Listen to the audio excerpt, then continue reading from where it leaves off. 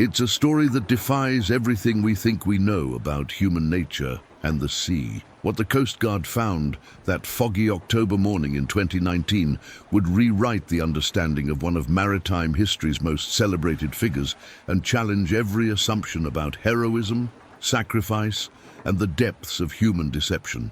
This is a mystery that continues to haunt the sailing community today, a tale so twisted that even seasoned investigators struggled to believe the evidence before their eyes. In this story, we're going to dive into the shocking contents of a weathered safe, examine a decades-old conspiracy that fooled the world, and reveal how one man's desperate need for redemption led to the most elaborate maritime hoax ever conceived. What we discovered aboard that ghost ship floating aimlessly in the Pacific will change how you view courage, cowardice, and the lengths people will go to rewrite their own history. This is a lesson about the dangerous power of guilt and the terrifying consequences when someone decides to play God with their own legacy. The discovery began at 6:47 a.m. on October 12, 2019, when Coast Guard cutter Steadfast spotted something unusual through the early morning fog, approximately 40 nautical miles southwest of Point Reyes, California. Chief Petty Officer Maria Santos was the first to identify the object through binoculars, a pristine 42-foot sloop sailing vessel, its sails properly furled, drifting without purpose in the gentle Pacific swells. What immediately struck Santos as odd wasn't just the boat's apparent abandonment, but its immaculate condition. The hull gleamed white in the pale morning sun, the teak deck appeared freshly oiled, and every line was coiled with military precision. This wasn't some derelict that had been drifting for months. This boat looked like it had been abandoned yesterday, yet there was no distress call, no missing persons report, and no identification visible from a distance. As the Steadfast approached, Santos noticed something else that made her blood run cold. The boat's name, painted in elegant navy letters across the stern, read Second Chance, a name that would prove more prophetic than anyone could have imagined. Below it, the home port read Seattle, WA, but something about the registration numbers seemed off, though Santos couldn't quite place what bothered her about them. The boarding party consisted of Santos, Seaman First Class Rodriguez, and Coast Guard investigator Lieutenant Commander James Walsh, a 20-year veteran who had seen everything the ocean could throw at human beings. Walsh later described the moment he stepped aboard the Second Chance as one of the most unsettling experiences of his career, not because of what he found, but because of what he didn't find. The cockpit was spotless. The wheel was locked in position, and a half-empty coffee cup sat in the cup holder, still warm to the touch. The morning newspaper, dated October 11th, just one day earlier, lay folded on the cockpit cushions, open to the sports section. Whoever had been aboard this vessel had left recently, voluntarily, and in no apparent distress. But it was when Walsh descended into the cabin that the first pieces of the puzzle began to emerge. The interior was appointed with expensive leather cushions, polished brass fittings, and built-in bookcases lined with maritime classics. Charts of the Pacific Northwest were spread across the navigation table, with a course plotted from Seattle to San Francisco, marked with meticulous pencil notations showing expected waypoints and arrival times. In the forward cabin, Walsh discovered personal belongings that suggested the boat's occupant was no ordinary sailor. There were framed photographs of a distinguished-looking man in his 70s standing beside various sailing trophies, newspaper clippings of sailing victories dating back to the 1960s, and a worn leather sailing jacket hanging in the closet with Captain embroidered above the breast pocket. But it was the ship's papers that first raised Walsh's suspicions. The boat was registered to one Captain William Bill Morrison, age 74, a name that immediately rang bells for anyone familiar with sailing history.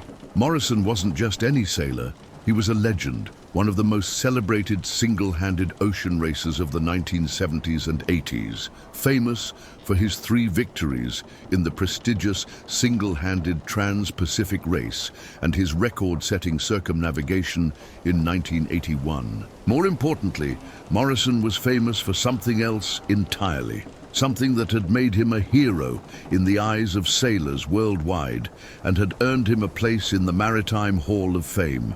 In 1983, during the notorious Sydney to Hobart race, Morrison had sacrificed his own chance at victory to rescue 5 sailors from a sinking yacht during a brutal storm.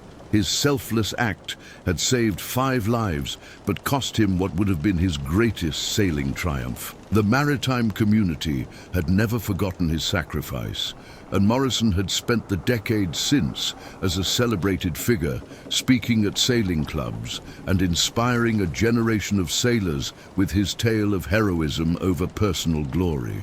So what was Captain Bill Morrison's boat doing adrift and empty in the Pacific?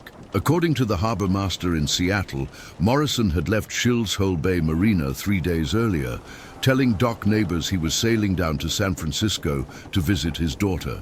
It was supposed to be a routine coastal passage for an experienced sailor like Morrison, the kind of trip he had completed dozens of times over his long career. Walsh's investigation took a dramatic turn when he discovered Morrison's personal safe, a heavy Mosler unit bolted to the cabin floor beneath the navigation station. The safe was locked, but maritime law allowed the Coast Guard to open it in cases involving potential distress or abandonment. What Walsh found inside would shatter everything the sailing world thought it knew about one of its greatest heroes. The safe contained Morrison's logbooks dating back 40 years, meticulously maintained records of every voyage, every race, every passage. But tucked beneath the logbooks was a sealed manila envelope marked for the Coast Guard to be opened only upon my death or disappearance. Inside that envelope was a handwritten confession that ran to 17 pages, written in Morrison's distinctive, careful script. Walsh read the first paragraph and immediately called for backup investigators. The confession began, "My name is William Morrison, and I'm a coward and a fraud. For 36 years, I have lived with a lie that made me a hero when I should have been branded a villain. I can no longer live with the weight of what I did during the 1983 Sydney to Hobart race, and I am taking this final voyage to set the record straight and to finally pay the price for my cowardice." To understand the magnitude of Morrison's confession, you need to know the story that made him famous, or rather, the story the world thought they knew. The 1983 Sydney to Hobart race was one of the most brutal in the event's history. A massive storm system had engulfed the fleet, with winds exceeding 70 knots and waves reaching 40 feet. Of the 180 boats that started the race, only 85 finished, and several sailors lost their lives in what became known as the Black Christmas Race. According to maritime legend, Morrison was leading his division and within striking distance of an overall victory when he received a distress call from the yacht Wanderer, which was taking on water and in danger of sinking with 5 souls aboard. Without hesitation, Morrison had abandoned his race to effect a rescue, spending 4 hours in mountainous seas to safely transfer the 5 sailors to his boat. By the time the rescue was complete, Morrison had lost any chance of victory, but he had saved 5 lives, an act that earned him the sport's highest honor for seamanship and selflessness. Morrison's confession revealed a very different story. According to his own words, written in the solitude of his final weeks, the truth was far more sinister. Morrison wrote that he had indeed been leading the race when the storm hit, but his boat had suffered damage that made continuing impossible. A broken rudder mounting had left him unable to steer effectively, and he was taking on water through a hull breach that his pumps could barely manage. When he heard the distress call from Wanderer, Morrison saw an opportunity to salvage something from his ruined race. Instead of admitting his own boat was in distress, he responded to the Mayday call, knowing that a rescue attempt would provide cover for his own retreat from the race. He could withdraw with honor, claiming heroism instead of admitting mechanical failure and his own inability to continue.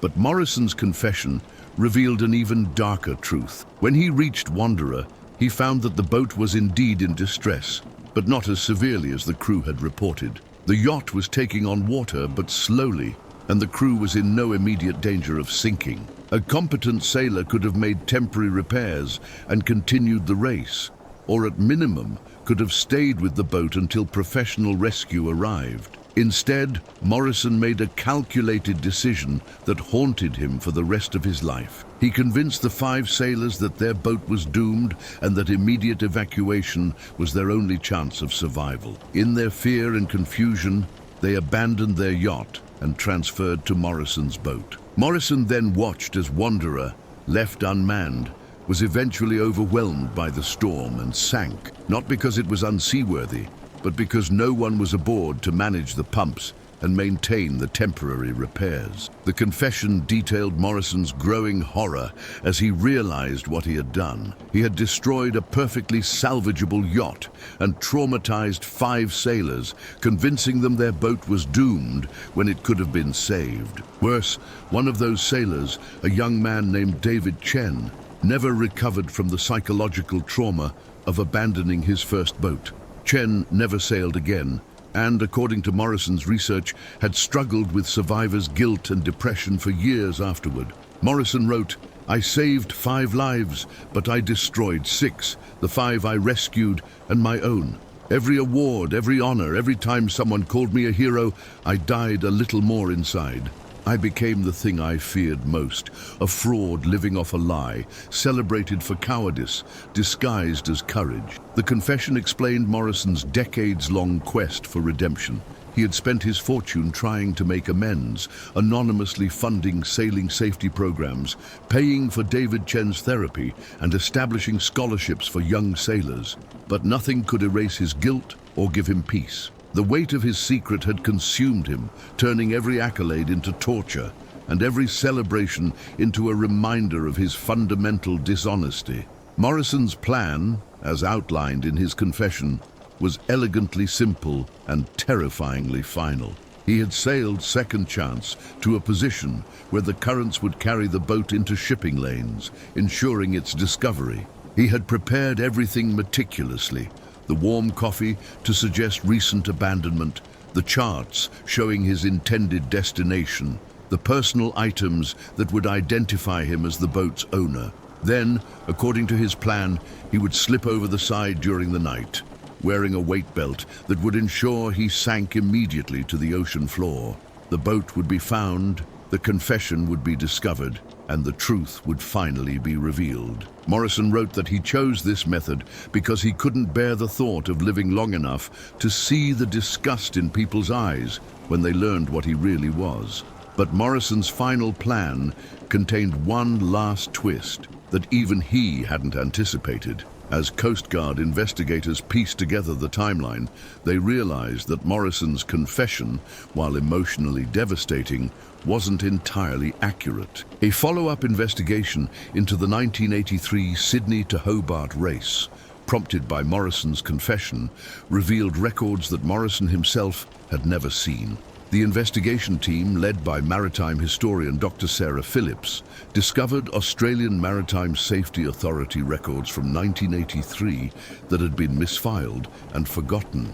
These records contained radio transcripts from the night of the rescue, including communications between Wanderer and race headquarters that Morrison couldn't have known about. The transcripts revealed that Wanderer's crew had indeed panicked and over-reported their distress. Their yacht was taking on water, but the situation was manageable with proper seamanship.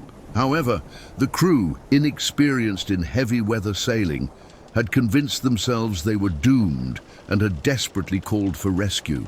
More significantly, the transcripts showed that 2 other boats had responded to Wanderer's distress call, but both had withdrawn when they assessed that the yacht wasn't in immediate danger of sinking. Morrison's boat was the only one that actually attempted a rescue, and his decision to evacuate the crew, while perhaps overly cautious, was made in good faith based on the crew's own assessment of their situation. Dr. Phillips's investigation revealed that Morrison had been tortured by guilt over a decision that any reasonable sailor might have made under the same circumstances. The young sailor David Chen's psychological struggles, Morrison discovered, were not actually related to the boat abandonment, but to a completely unrelated family trauma that had occurred months later. In other words, Captain Bill Morrison had spent 36 years punishing himself for a heroic act that, while imperfect, was genuine. He had convinced himself he was a coward when he was actually the only sailor brave enough to risk his own safety for people he believed were in mortal danger. His guilt had twisted his memory of events, making him see cowardice where others saw courage and self-interest where there had been selfless sacrifice. The most tragic aspect of Morrison's story was revealed in the final pages of his confession. He wrote about the sleepless nights, the panic attacks when people praised his heroism, and the crushing weight of what he believed was his fundamental dishonesty. He described watching David Chen from afar over the years, seeing Chen's struggles and blaming himself for destroying a young man's life and love of sailing. Morrison had even attempted suicide twice in the previous decade, but both times had been prevented by thoughts of the additional pain his death would cause his family. His decision to disappear at sea was, in his mind, the only way to reveal the truth while minimizing the hurt to those who loved him. Coast Guard investigators spent weeks searching for Morrison, but his body was never recovered. The depth charts showed that the area where he had planned to enter the water was over 2,000 feet deep, with strong currents that would have carried any remains far from the search area. Morrison had chosen his final resting place with the same meticulous planning that had characterized his entire sailing career. The discovery of Morrison's confession sent shockwaves through the international sailing community. The man who had inspired thousands of sailors with his story of sacrifice and heroism had been tormented by misplaced guilt over an act that was genuinely heroic. Maritime psychologists who studied the case noted that Morrison's self-condemnation was a classic example of moral injury, the psychological damage that occurs when someone believes they have violated their own ethical standards, even when that belief is distorted or unfounded. The sailing community's response to Morrison's story was swift and unanimous. The boards of every major sailing organization released statements affirming that Morrison's actions in 1983 were heroic and that his confession revealed not cowardice, but a troubled man who had lost perspective on his own moral worth. The Maritime Hall of Fame announced that Morrison's honors would remain in place and that his story would be used to help other sailors struggling with guilt and psychological trauma. David Chen, the young sailor Morrison believed he had psychologically destroyed, came forward publicly for the first time since 1983. Chen, now a successful businessman, revealed that he had never blamed Morrison for the Wanderer incident and had, in fact, been grateful for the rescue. Chen's subsequent sailing anxiety had been caused by an unrelated incident involving the death of his father in a boating accident months after the Sydney to Hobart race, something Morrison had no way of knowing. Chen established the Morrison Foundation for Maritime Mental Health, funded initially by Morrison's estate, which Morrison had left entirely to sailing safety causes. The foundation provides counseling and support for sailors dealing with trauma, survivor's guilt, and the psychological pressures of competitive sailing. The Second Chance itself became a memorial to Morrison's story. After the Coast Guard investigation was complete, the boat was donated to the Maritime Academy, where it serves as a training vessel and a reminder of the importance of mental health in the sailing community. A plaque in the cockpit reads, "In memory of Captain William Morrison, a true hero who forgot his own courage." Morrison's story reveals the dangerous flip side of maritime heroism and the crushing psychological burden that can come with being celebrated for actions that feel, to the person involved, insufficient or selfish. Maritime psychologists now use Morrison's case to train rescue personnel and competitive sailors about the signs of moral injury and survivor's guilt. The case also highlighted significant gaps in how the sailing community handles post-incident psychological care. In 1983, sailors involved in rescues or accidents were expected to simply move on without professional support or counseling. Morrison's decades of hidden suffering could have been prevented with proper psychological intervention in the years following the Sydney to Hobart incident. Dr. Phillips, who led the historical investigation that cleared Morrison's name, noted that Morrison's meticulous confession actually provided one of the most detailed psychological profiles ever recorded of a sailor dealing with survivors' guilt and moral injury. Her analysis of Morrison's writings revealed a man whose self-perception had become so distorted by guilt that he literally couldn't remember events accurately anymore. The investigation revealed that Morrison had convinced himself over time that his motivations during the rescue had been entirely selfish. He had rewritten his own memories, transforming a split-second decision made in dangerous conditions into a calculated act of cowardice. This kind of retrospective self-condemnation is common among people suffering from moral injury, but Morrison's case was extreme in its duration and intensity. Perhaps the most heartbreaking aspect of Morrison's story was found in the margins of his sailing logbooks, discovered in his safe alongside the confession. For 36 years, Morrison had been keeping a secret tally of what he called his debt to the sea. Every time someone praised his heroism, every award he received, every speaking engagement where he was introduced as a hero, Morrison made a small mark in his logbook margins. By 2019, there were over 3,000 marks, 3,000 moments when Morrison had been forced to accept praise he believed he didn't deserve. Each mark represented a small weight added to his psychological burden until the accumulated guilt became literally unbearable. The final entry in Morrison's logbook, written the night before he disappeared, read simply, "The sea gave me a reputation I never earned. It's time to give it back." Below that, he had drawn a single final mark, number 3001. Coast Guard investigators noted that Morrison's preparation for his final voyage showed the same attention to detail that had made him a successful sailor.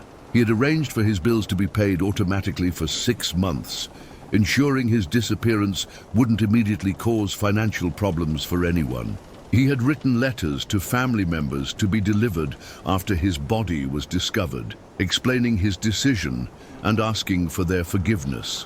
Most tellingly, Morrison had researched ocean currents and weather patterns to ensure that Second Chance would be discovered quickly, but in a condition that would suggest recent abandonment rather than a long drift. He wanted the boat found, while his confession was still relevant and while the truth could still matter to the people who had been affected by the original incident. The investigation also revealed that Morrison had been in contact with several other sailors who had been involved in maritime rescues, apparently trying to determine if they experienced similar feelings of guilt or inadequacy. His computer showed searches for terms like survivor guilt, hero syndrome, and maritime psychology, evidence that he had been trying to understand his own condition but had been unable to seek professional help due to his fear of exposure.